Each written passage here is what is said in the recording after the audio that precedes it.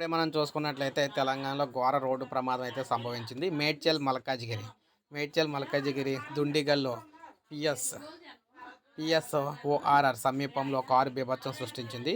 అతి వేగంతో రోడ్డు పక్కనున్న జ్యోతిరావు పూలే విగ్రహాన్ని అయితే ఢీకొట్టింది.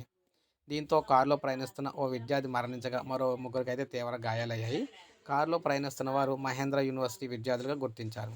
అతి వేగమే ప్రమాదానికి కారణమని భావిస్తున్నారు. మృతి చెందిన విద్యార్థి వరంగల్కు చెందిన అన్నమనేని మేషాంగ్ మే మేఘాంశ్ 2వ సంవత్సరం బీటెక్ చదువుతున్నట్లు గుర్తించారు. మరో ముగ్గురు సాయి మానస్, శ్రీచరణ్ రెడ్డి, అర్ణవ్ విద్యార్థులకు తీవ్రంగా గాయాలయ్యాయి. తీవ్ర గాయాలైన ముగ్గురిని ఆసుపత్రికి అయితే తరలించి చికిత్స అందిస్తూ ఉన్నారు.